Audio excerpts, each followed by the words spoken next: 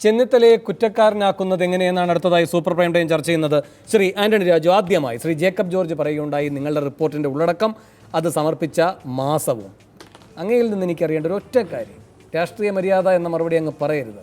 ഉമ്മൻചാണ്ടി ആയിരുന്നോ ആദ്യം, അല്ലെങ്കിൽ രമേശ് ചെന്നിത്തല ആയിരുന്നില്ല എന്നെങ്കിലും പറഞ്ഞല്ല. ഞാൻ പറയാമല്ലോ, വേണു അതിനകത്തൊരു നമുക്കൊരു രാഷ്ട്രീയ മര്യാദയുടെ ഒരു വശം ഉണ്ടെന്ന് വേണുവിന് അറിയാമല്ലോ. കാരണം എനിക്ക് വേണമെങ്കിൽ ആ റിപ്പോർട്ടിലെ മുഴുവൻ ഉള്ളടക്കം വേണമെങ്കിൽ എനിക്കൊന്ന് പറയാം. എനിക്ക് പറയണം, ഇന്ന് വരെ സജിക്ക് പറയാം. കാരണം കെ എം മാണിക്ക് എന്ത് സംഭവിച്ചാലും സജിക്ക്, പക്ഷെ എനിക്കൊരു രാഷ്ട്രീയ മര്യാദ ഉണ്ടല്ലോ. ആ രാഷ്ട്രീയ മര്യാദ ഞാൻ കീപ്പ് ചെയ്യണം, അതുകൊണ്ട് മാത്രമാണ്. പക്ഷെ ചില കാര്യങ്ങൾ അതിൽ ഞങ്ങളുടെ പേരിൽ വന്ന റിപ്പോർട്ടിനകത്ത് ഈ ജേക്കബ് തോമസിന്റെ പേരുണ്ടെന്ന് പറയുമ്പോൾ ജേക്കബ് തോമസ് അല്ല, ഒരു പോലീസ് ഉദ്യോഗസ്ഥന്റെയും പേരില്ല എന്ന് ആധികാരികം ഞങ്ങൾക്ക് പറയേണ്ടി വരും. പക്ഷെ മറ്റാരുടെയൊക്കെ പേരുണ്ട് ഇല്ല എന്ന് പറഞ്ഞാൽ എൻ്റെ അടുത്ത ആ റിപ്പോർട്ട് മുഴുവൻ പുറത്തു വിടുന്നത് പോലെയല്ലേ. ജേക്കബ് തോമസ് ഇതിൽ പങ്കെടുത്തിട്ടേ ഇല്ല. ജേക്കബ് തോമസ് എന്നല്ല, പിന്നെ ഒരു പോലീസ് ഉദ്യോഗസ്ഥന്റെയോ സർക്കാർ ഉദ്യോഗസ്ഥന്റെയോ പേര് ഞങ്ങൾ കണ്ടെത്തിയിട്ടില്ല. അങ്ങനെ ഞങ്ങളുടെ നിഗമനത്തിൽ ഞങ്ങൾ എത്തിയിട്ടുമില്ല. ശ്രീ ആന്റണി രാജു, ശ്രീ ജേക്കബ് ജോർജ് ചൂണ്ടിക്കാട്ടിയതുപോലെ ആദ്യം ഉമ്മൻചാണ്ടി ആയിരുന്നു ശത്രുപക്ഷത്ത് ഉണ്ടായിരുന്നത് അല്ല എന്ന് കേട്ടോളൂ. ഒരു കഥയാണല്ലോ ഇതിപ്പോൾ.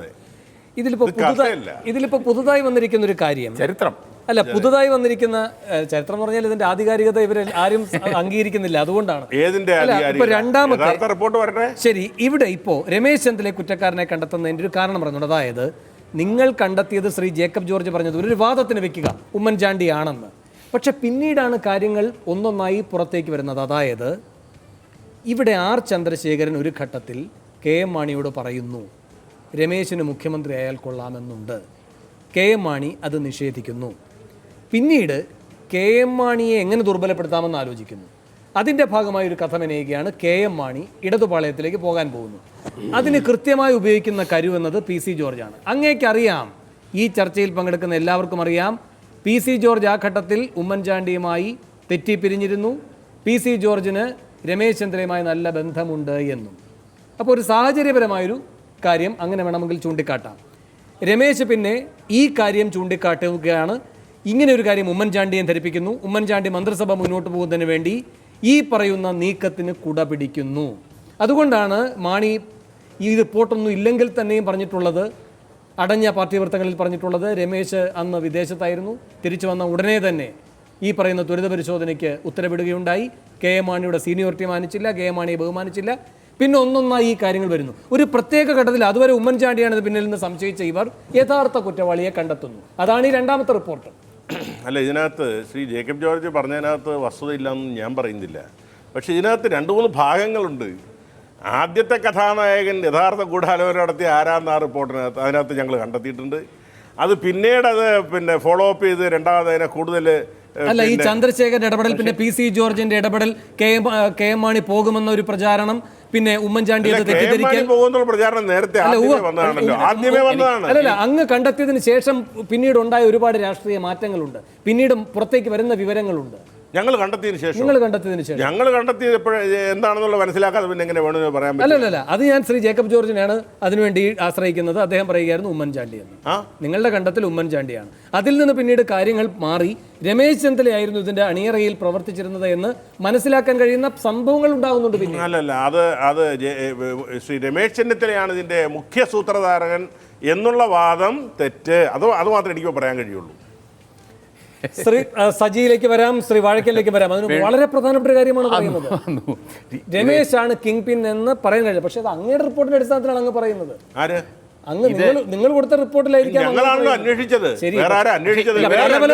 വേറൊരു അന്വേഷണ കമ്മീഷൻ ഈ പാർട്ടി വെച്ചിട്ടുണ്ടോ? പല റിപ്പോർട്ട് അങ്ങനെ കെ എം മാണി പറഞ്ഞ പച്ചക്കള്ളം. കാരണം കെ എം മാണി തന്നെ ആധികാരികമായി പറഞ്ഞിട്ടുണ്ട്, ഒരേ ഒരു കമ്മീഷൻ റിപ്പോർട്ടേ ഉള്ളൂ, ഒരേ ഒരു കമ്മീഷനെ വെച്ചിട്ടുള്ളൂ.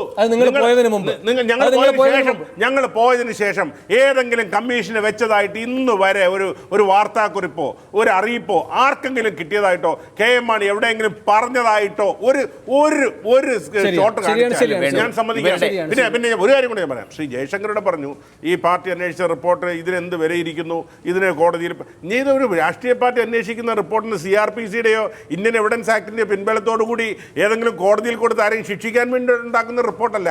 ആ പാർട്ടിക്ക് ചില കാര്യങ്ങളെക്കുറിച്ച് ഉത്തമ ബോധ്യം വരാൻ വേണ്ടി CPI അന്വേഷിച്ചിട്ടില്ലേ സീറ്റ് ഇവിടെ തിരുവനന്തപുരം പാർലമെന്റ് സീറ്റിനെ കുറിച്ച്?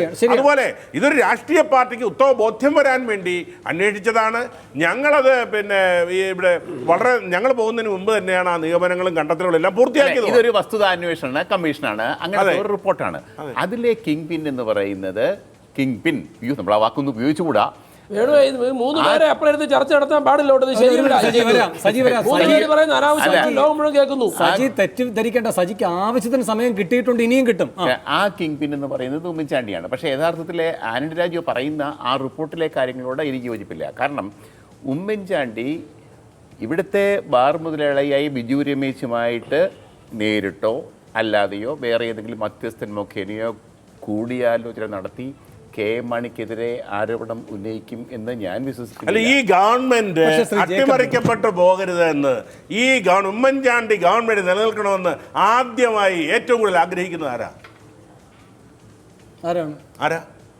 ഞാൻ ചോദിക്കുന്നു. അത് ശരി, യാതൊരു സംശയമില്ല. ഉമ്മൻചാണ്ടിക്ക് അല്ല, ആർക്കാണെങ്കിലും സ്വന്തം കസേരയോട് താല്പര്യം വരത്തില്ലേ? ശരി, അത് കെ എം മാണിക്ക് വരത്തില്ല. ശ്രീ ജോസഫ് വാഴക്കൻ എനിക്ക് അത്യാവശ്യമായി ഇടവേളയിലേക്ക് പോകണം. ഇടവേളയ്ക്ക് ശേഷം ഞാൻ വേഗം ശ്രീ ജോസഫ് വാഴക്കൻ്റെ പ്രതികരണത്തിലേക്ക് വരാം. ഇടവേള.